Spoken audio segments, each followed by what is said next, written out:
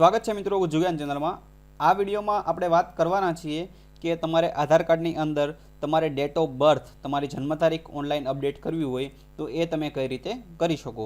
આની પહેલાંના વિડીયોમાં આપણે વાત કરી કે તમારે નામ અપડેટ કરવું હોય તો એ તમે કઈ રીતે કરી શકો। તો એની લિંક તમારે જોતી છે તો હું તમને ડિસ્ક્રિપ્શનમાં આપી દઈશ। આ વિડીયોમાં આપણે ડેટ ઓફ બર્થ તમે કઈ રીતે ઓનલાઈન અપડેટ કરી શકો એની માહિતી આપણે મેળવવાના છીએ। તો એની માટે સૌપ્રથમ તમારે આ જે ઉડાઈની ઓફિશિયલ વેબસાઇટ છે uidai.gov.in એની લિંક હું તમને ડિસ્ક્રિપ્શનમાં આપી દઈશ। તો તમારે એની ઓફિશિયલ વેબસાઇટ ઉપર આવી જવાનું છે।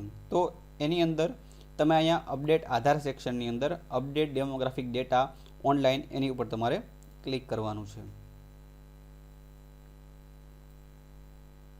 પછી તમારે પ્રોસીડ ટુ અપડેટ આધાર,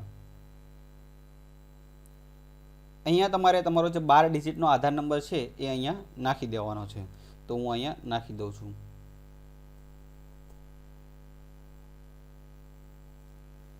પછી આ કેપ્ચા કોડ છે એ તમારે નાખી દેવાનો છે।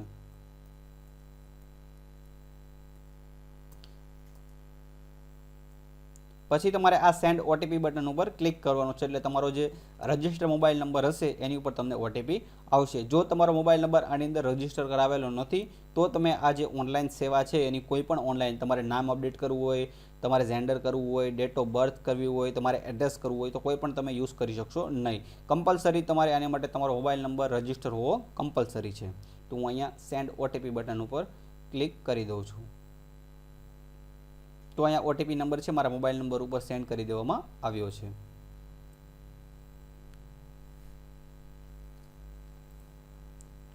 તો મારે ઓટીપી આવી ગયો છે, હું નાખી દઉં છું 455540 અને પછી આ લોગિન બટન ઉપર ક્લિક કરી લઉં છું। પછી તમારે આ અપડેટ ડેમોગ્રાફિક ડેટા એની ઉપર ક્લિક કરવાનું છે।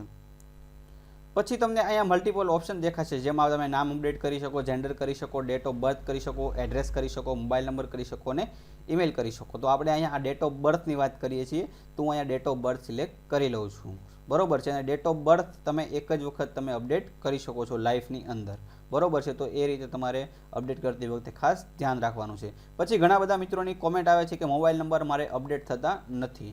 તો મોબાઈલ નંબર મારે પણ અહીંયા તમે હું ક્લિક કરું છું પણ મારે ક્લિક થતું નથી, એટલે આનું પોસિબલ કારણ હોઈ શકે કે હજી આ સર્વિસ છે હજી લોન્ચ કરવામાં જ આવી છે, તો આની ઉપર હજી કામ ચાલુ હોય, એટલે મોબાઈલ નંબર જે અપડેટ કરવાની સર્વિસ છે હજી સુધી ચાલુ થઈ નથી। બાકી તમે લેંગ્વેજ છે એ તમે અપડેટ કરી શકો, નામ છે બધું એકસાથે તમારે કરવું હોય તો એકસાથે પણ કરી શકો છો, બાકી તમે જેન્ડર પણ કરી શકો, પણ જે આ મોબાઈલ નંબર ને ઈમેલ જે સર્વિસ છે એ હજી ચાલુ થઈ નથી, બરોબર છે। બાકી તમામ સર્વિસ છે એની ચાલુ થઈ ગઈ છે, ટૂંક સમયમાં મોબાઈલ નંબરની પણ સર્વિસ ચાલુ થઈ જશે। અહીંયા તમે મોબાઈલનો ઓપ્શન તો તમે જોઈ શકો પણ એની ઉપર ક્લિક થતું નથી, બરોબર છે। તો આ રીઝન હોઈ શકે એના લીધે। તો આપણે અહીંયા ડેટ ઓફ બર્થની વાત કરીએ છીએ તો અહીંયા ડેટ ઓફ બર્થ સિલેક્ટ કરી લઉં છું અને પ્રોસીડ બટન ઉપર ક્લિક કરી દઉં છું। તો પછી તમને આવું પોપઅપ આવશે અને બધી માહિતી આવશે કે નામ તમે ટ્વાઇસ કરી શકો, 2 વખત, ડેટ ઓફ બર્થ તમે એક જ વખત કરી શકો અને જેન્ડર તમે લાઈફમાં એક જ વખત અપડેટ કરી શકો। તો તમારે આઈ અવેર એની ઉપર ક્લિક કરવાનું છે અને પ્રોસીડ બટન ઉપર ક્લિક કરવાનું છે।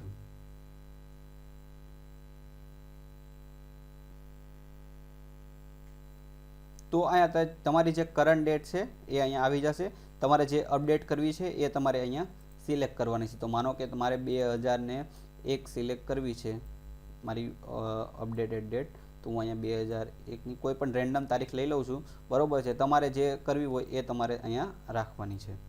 માનો કે મારે 5/1/2000 કરવી છે તો હું એ સિલેક્ટ કરી લઉં છું, અને જે કોઈ ડેટ હું અહીંયા અપડેટ કરું એ જે છે એની પાસે મારે એક વેલિડ તમારી પાસે કોઈ પ્રૂફ હોવું જરૂરી છે, બરોબર છે। આમાંથી કોઈ પણ પ્રૂફ તમારી પાસે હોય, પાસપોર્ટ હોય, બર્થ સર્ટિફિકેટ હોય, પાન કાર્ડ હોય, માર્કશીટ હોય, આમાં જેટલા પણ મેન્શન કર્યા છે એમાંથી કોઈ પણ એક ડોક્યુમેન્ટ તમારી પાસે હોવું કમ્પલસરી છે। આધાર કાર્ડની અંદર તમારું જે કંઈ પણ નામ છે એ પાછું આ ડોક્યુમેન્ટની અંદર સેમ ટુ સેમ નામ હોવું જોઈએ, અને જે તમે આ ડેટ અપડેટ કરાવો છો એ ડેટ એમાં મેન્શન કરેલી હોવી જોઈએ, બરોબર છે। એ તમારી પાસે જો વેલિડ પ્રૂફ હોય તો જ તમારી જે રિક્વેસ્ટ આપો એ સક્સેસફુલી એક્સેપ્ટ થશે, બાકી જો એને નામમાં કંઈક મિસમેચ થશે અને જો તમારી ડેટ ઓફ બર્થમાં કંઈક મિસમેચ હશે તો તમારી જે રિક્વેસ્ટ છે એ રિજેક્ટ કરી દેવામાં આવશે. એટલે તમારે કાળજીપૂર્વક જે તમારી પાસે ડોક્યુમેન્ટ હોય એમને વ્યવસ્થિત દેખાય એમ તમારે કોઈ સ્કેનરનો યુઝ કરી અને તમારે સ્કેન કરી અને અહીંયા અપલોડ ડોક્યુમેન્ટ ઉપર ક્લિક કરશો એટલે તમે અહીંયા એ ડોક્યુમેન્ટ છે એ તમારે અપલોડ કરવાનું છે જેપીઈજી અથવા પીએનજીના ફાઇલના ફોર્મેટમાં. બરોબર છે. પછી તમે અહીંયા પ્રિવ્યૂ કરશો અને પછી ફાઇનલ તમારે 50 રૂપિયાની તમે ફી પે કરી દેશો એટલે તમને તમારો જે અપડેટ રિક્વેસ્ટ નંબર છે એ આની અંદરથી મળી જશે. બરોબર છે. આપણે નામ અપડેટ કરતી વખતે એ પ્રોસેસ આપણે ઓનલાઈન જે કઈ રીતે કરી છે આપણે ઓલરેડી બતાવી છે, એટલે આ વિડીયોમાં આપણે બતાવતા નથી. આ તમે અપલોડ કરી નાખો એટલે તમારે 50 રૂપિયાની ફી પે કરવાની છે એટલે તમને એકનોલેજમેન્ટ રિસીપ્ટ મળી જશે. એમાં તમારો અપડેટ રિક્વેસ્ટ નંબર તમને મેન્શન કરેલો છે. બરોબર છે. એ અપડેટ રિક્વેસ્ટ નંબરથી તમારે જે તમારું ઓનલાઈન સ્ટેટસ છે, તમે અપડેટ છે એનું શું સ્ટેટસ છે, એક્સેપ્ટ થયું છે કે રિજેક્ટ થયું કે શું હાલ છે એ તમે અહીંયા અપડેટ આધાર સેક્શનની અંદર check online demographic update status ઉપર ક્લિક કરશો એટલે તમે એનું અહીંયા સ્ટેટસ શું છે એ તમે ચેક કરી શકશો. બરોબર છે. અહીંયા તમારે એની માટે આધાર નંબર નાખવાનો છે અને અપડેટ રિક્વેસ્ટ નંબર છે એ તમને મળશે. એ અહીંયા નાખી અને સેન્ડ ઓટીપી પર ક્લિક કરશો એટલે તમને ઓટીપી આવશે. એટલે એ ઓટીપી તમે અહીંયા નાખી દેશો એટલે તમારું જે અપડેટનું સ્ટેટસ છે એ તમે અહીંયા જોઈ શકો છો. બરોબર છે. તો આ વિડીયોમાં આપણે વાત કરી કે તમારે આધાર કાર્ડની અંદર તમારી date of birth online update કરવી હોય તો એ તમે કઈ રીતે કરી શકો. બીજા કોઈ આના રિલેટેડ તમને પ્રશ્ન હોય તો તમે મને કોમેન્ટ સેક્શનમાં જણાવી શકો છો. તેનો જવાબ દેવા હું પૂરતો પ્રયત્ન કરીશ. આ વિડીયો જોવા માટે તમારો ખૂબ ખૂબ આભાર.